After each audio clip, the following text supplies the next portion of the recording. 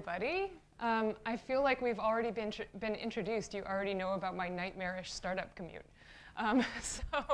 At this point, normally I would introduce myself, but Avi has already done a little bit. So now you know that I'm a product design manager at Facebook. And prior to being at Facebook, I designed products and led some teams at Apple and an assortment of startups and agencies. And right now, I lead the core growth design team. We are, as Avi said, responsible for connecting the next billion users to Facebook. And we actually just hit a really enormous milestone really recently. We had the first day where over 1 billion people used Facebook within a single day, which is kind of insane. Like that number, it doesn't make any sense, right? So what is 1 billion people? Well, I'm told that if we stacked them up, not that they would let you do this, but if we stacked them up, they would reach to the moon and back 7 times, all right? The people at the top would have some breathing issues, I think.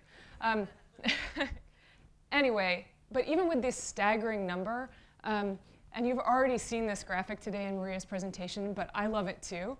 Our journey at Facebook is only 1% finished. And I love this because I think it represents my personal journey too.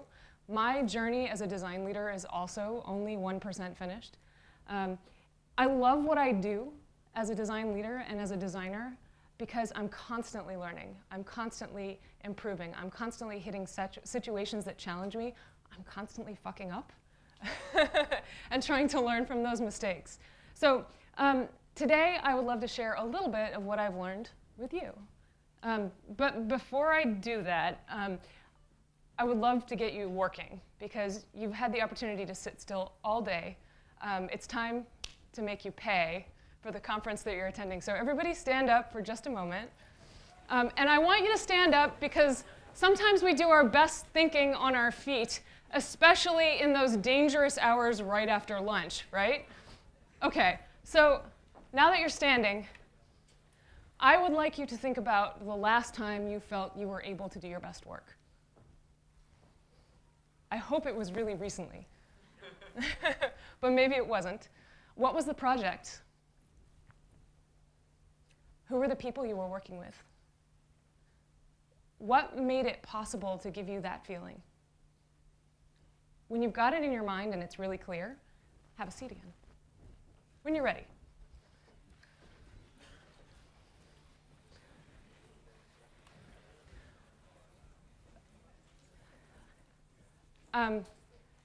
So when I first started leading design teams, between you and me and the rest of the internet, since I think this video will be posted, I had no idea what I was actually doing. No idea. Okay, that's not 100% true. I knew how to solve tough product problems because I had led lots of product processes, but I didn't actually know how to lead a team because leading a team is not the same as leading a design project. So here's the thing. I knew that I wanted my team to be able to do their best work. I knew that I wanted them to have that feeling that you were just remembering, but I didn't know how to make it happen. But at the end of the day, I'm a designer, right? And I've spent years jumping into subjects that I know nothing about and learning as much as I can, like media editing, electronic books, medical care, to figure out those core ideas, exactly what Jamie was just talking about. What is critical here? How do we create a meaningful and useful experience for people? And design is how it works, right? And a team is something that needs to work. So we can do this. We're designers. We can figure it out. So just how should my design team work? What happens when we use design thinking to learn how to lead our teams? So in between flailing around as a leader, I did some classic design research, which is I spent a lot of time observing what the strong leaders that I knew did. I also talked to a lot of the designers that I really respect. And I spent a lot of time recollecting my own experiences as a designer working for great leaders. And in the course of it, I realized that those leaders were doing a lot of different activities, but all of those activities were actually just in the service of one thing, And now you're probably thinking, today's the day I'm going to learn that one weird trick that helps me lead my design team. But of course, as with everything, it's not quite that simple. Nonetheless, the thing that I saw was this. Design leaders create the conditions that make great design possible. So we spent some time this morning already talking about this. So you guys are already familiar with the subject. But what I wanted to share with you today is some tactical things that I've learned. So we'll get into a little more detail. So these design leaders, they strive to get every member of their team, whatever it takes, to be able to do their best work. And to me, this is absolutely the difference between leading a design team and just leading a design project. But what's cool about this, so even if you're a design team of one, these laws apply to you. So what the hell are conditions, right? The first thing I should say that the conditions under which you work are the conditions under which you work. That means they're incredibly situational. They have a lot to do with the team, the project, the company that you're working on. They have to do with what phase you are in your career. So they're totally dependent on circumstance. And instead of listing out all the possible conditions that I could tell you about, I'm just going to list a few examples and give you a framework for thinking about conditions. So first, some conditions come from outside of your team, and the two that will get you every fucking time are having clear goals that everyone in your organization understands and agrees on and can repeat when asked spontaneously. If you don't have that, you've got a lot of problems. And the second, the people that you work with, the product managers, the engineers, your sales force when they're engaged with design, they need to know how to work with design. They need to know what to expect. They need to know when to bring design into the process. If they don't know how to do that, you're going to have unhappy designers, you're going to have bad design results. Okay, so those are conditions that happen outside of your team. But there are also conditions that are inside of your team, like having just enough process here. Too much and you can't move quickly. Too little and your design quality will suffer. So you have to walk the line. The second is trust and candor, and we've already covered some ideas of trust. Having your team be able to share their honest opinions with each other so that we get to good design quickly. Again, these are not all the conditions that are inside your team. These are just ones that I've found to be particularly important to the teams that I've worked on.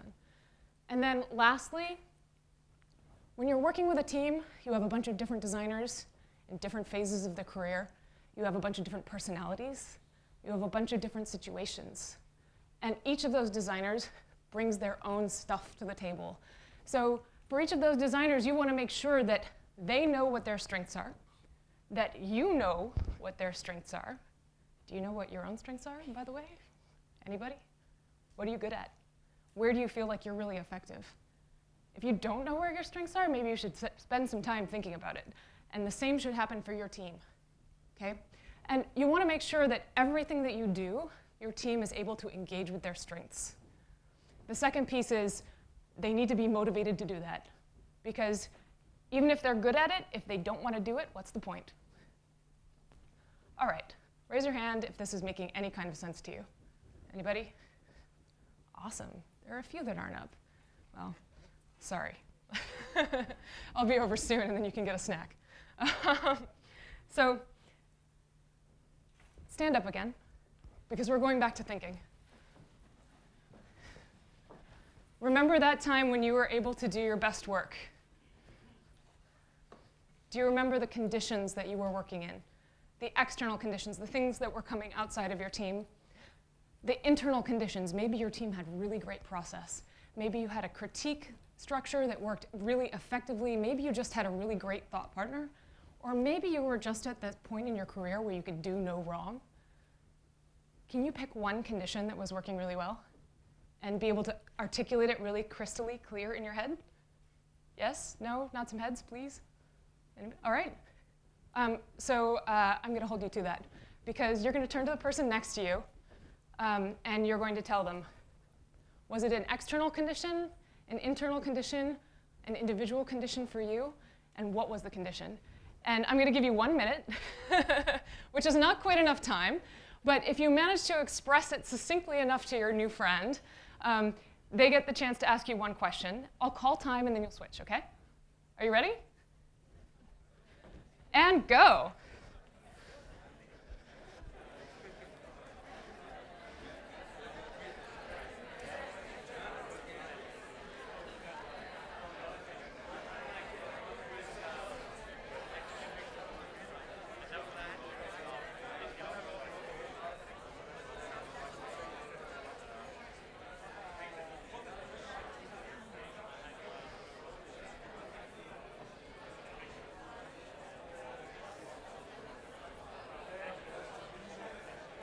Ten seconds left.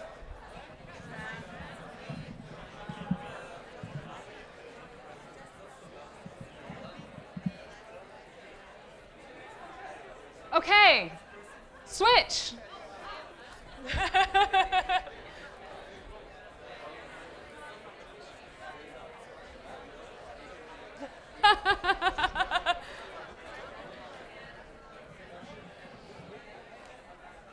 You got another minute? You're all right.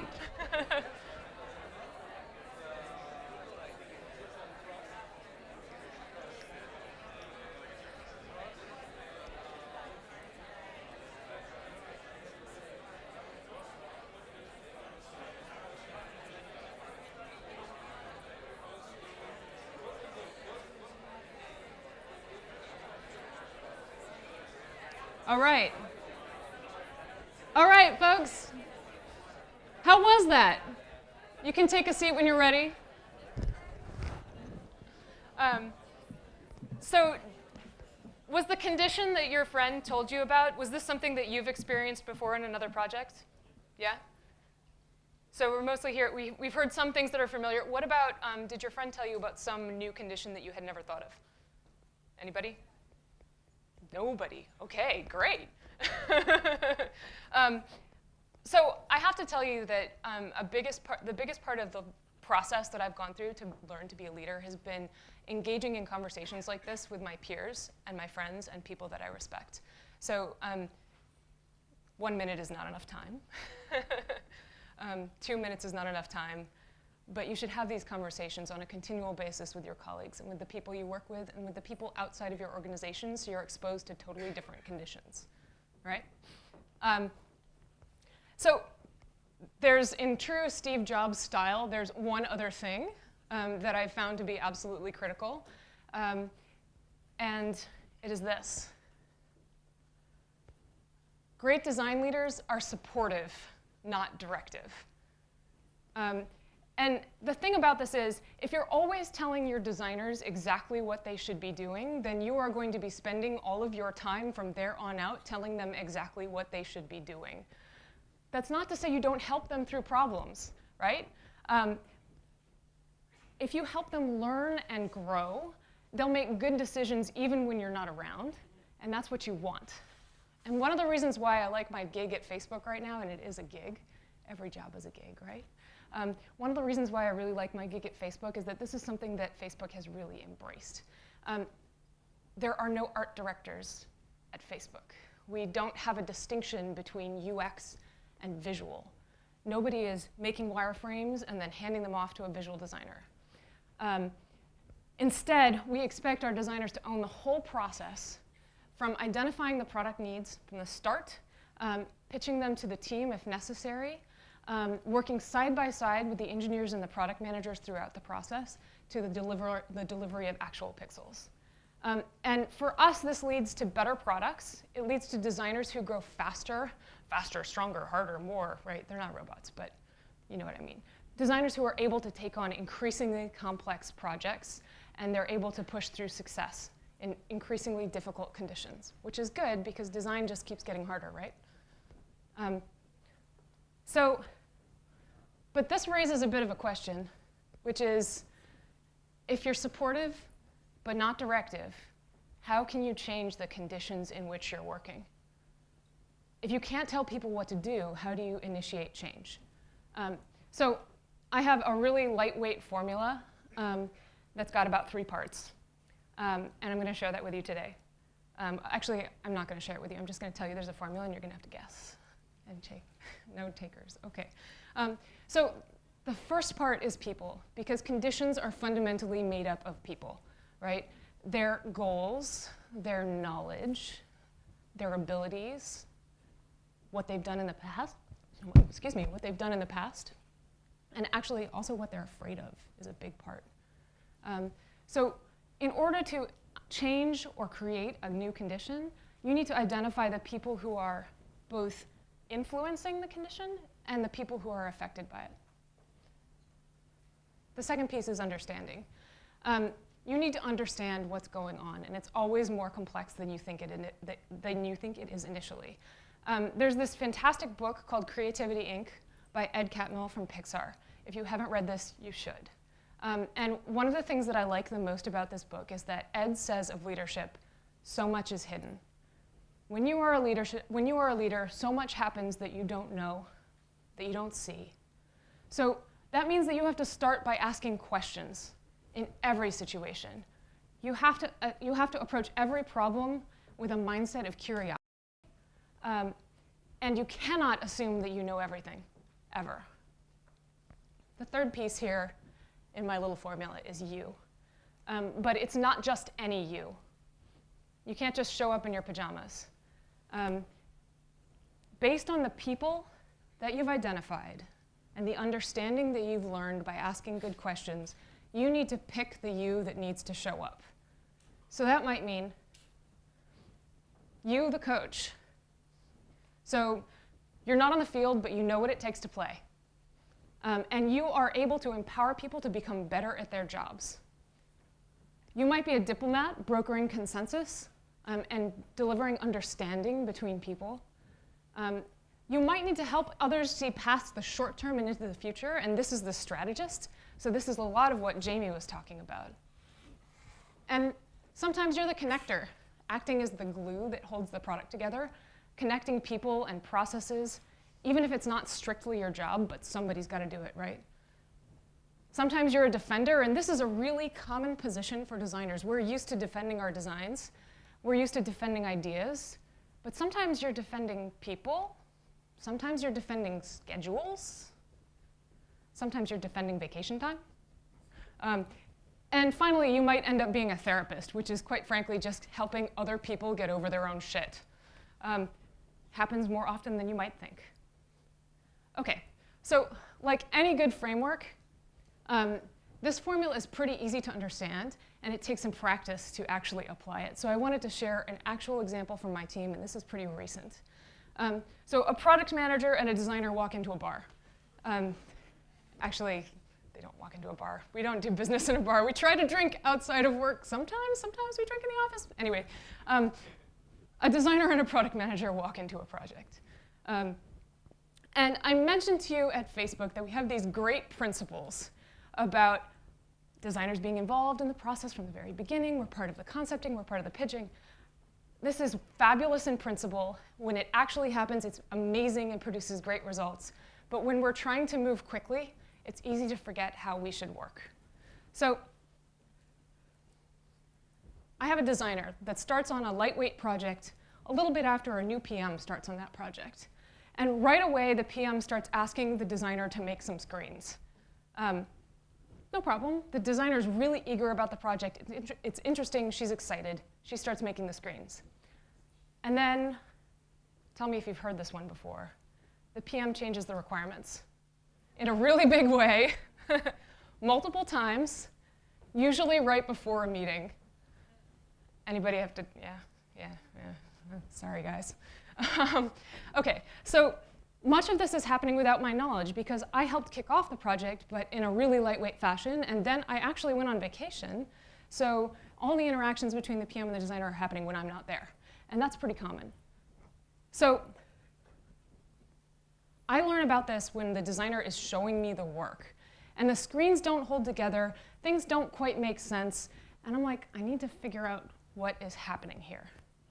So by the way, this story could have just as easily happened at a startup, and you can replace PM with a CEO. You could replace it with your lead engineer. You could replace it with your head of marketing. You could replace it with a salesperson, anyone that we're getting requirements from who's asking us to do things. So this is applicable in a lot of different contexts. It's not just this one time at Facebook with this one PM and this one designer. Anyway, these people are not the enemy. They're just people trying to get things done quickly, right? They want to get their jobs done. Okay, so the people in this context would seem pretty obvious. It's the designer and the PM. But it's actually more complex than that, and I'll get back to that in a second. Right off the bat, it seems evident that the PM doesn't actually know how to engage with the designer, so that's that external condition, that educated stakeholder. So it's a classic one, but I can't assume that that's the only problem here, because there's so much that happens when I'm not around. So I have to understand the situation more, and I started by asking the designer a couple of questions. So can you reiterate to me what the goals of this project are? And why is he asking for the changes? She wasn't sure about the answers to either of these questions, which is that's not a good process, right? So I immediately went to the PM and asked him the same questions. He knew the goals of the project. And of course, he also knew the reasons behind the changes, but he was trying to move as fast as possible. And when he had started asking her for these screens, he thought that was all he needed. I just need a couple of screens. What's the big deal? It's just a couple minutes in Sketch or Photoshop and no big deal, right? So now I have two conditions. I have the PM that's not engaging properly with design, and I have a designer who doesn't know the goals that they need to accomplish on the project. And in the course of my conversation with the PM, I also learned something else, which is the requirements kept changing because there was a small group of other people that the PM was showing the screens to without the designer present, another PM and a lawyer. And so every time the PM showed those screens to the PM and the other PM and the lawyer, a change would come through. And it would seem to the designer that it was coming totally out of left field. So the people situation is more complicated than it initially seems, and I only found that out because I asked questions. All right, so at this point, I'm pretty sure I know how I need to improve both of these conditions, the lack of clarity on goals and the lack of process. I need to get all of these people in a room together talking, right? You know, the way we should have done it at the beginning. So I could accomplish that in a couple different ways. I could probably do it by yelling at the PM and the designer, "What the hell are you doing? Don't you know how to do your job? You're supposed to engage with the designer. We've talked about this process before. And designer, why didn't you demand goals from the PM? What the hell are you thinking?" And that would accomplish it for this project. But what I actually want is for these people to make good decisions when I'm not in the room in the future. And I want them to realize that it's actually in their interest to make those good decisions, not just because it makes Melissa mad. So instead, I need to play a different role. What role would you guys play here? Yeah, any others? Maybe a little bit of diplomacy? But basically, I ended up being a connector by getting people in the room together. So at the next time the PM met with the designer, I invited the other PM and the lawyer, and I showed up and kicked off the process just by asking, so could you guys remind me what our goals are? 10 minutes later, we had a slightly contentious discussion, but everybody agreed on the goals. The next piece, afterwards, I post-gamed with the PM to ask him what would he have changed about this process. And he realized that if the designer had the total picture, she would have been able to help him from the beginning and would have been able to be fully engaged in the problem-solving process, and they wouldn't have gone through all those loops. After that, I also post-gamed with the designer, and all I did was ask her what she'd do differently, and she immediately said, I would have asked the PM for the goals. She's never going to forget that again, is she? So basically, by acting as a diplomat, by acting as a connector, and by coaching people to understand the way that they should actually act as opposed to demanding it of them and yelling at them, I now have a PM and a designer who are going to act better in the future and are going to make better decisions when I'm not in the room. Okay, so I'm almost out of time, so I just wanted to give you a quick recap of what I just said, which is, number one, As a design leader, your job is to create the conditions that make good design possible. Number 2, be supportive, not directive. And number 3, with people understanding and you, I firmly believe you can solve pretty much any problem. And that's what I have for you today, folks. Thanks. This was really fun.